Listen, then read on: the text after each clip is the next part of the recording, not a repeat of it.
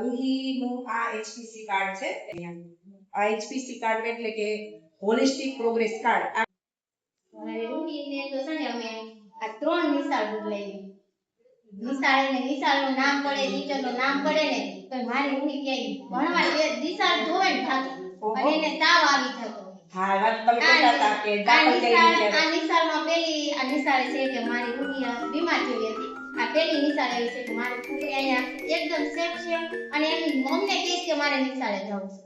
સામેથી કહે છે કે મારે સ્કૂલે જવું છે. મેં એને પ્રાઇવેટમાં રાખી હતી કે આ પ્રાઇવેટમાં ભણે ને પરાણે ભણાવે એટલે તેને તાવ આવી જતો, કોઈ જાય નહીં અને અહીંયા આવીને તો અમને સામેથી કહે છે અને તમારો ધન્યવાદ ટીચર કે મારી અમારે તો બેન બધા બાળકો મારા માટે તો સરખા ઉલટા ને આવા બાળકોને સામે કરીને એવાય કરીએ ને તો અમને આત્મસંતોષ થાય કે ના આ બાળકને મેં સરસ એવાય કરી.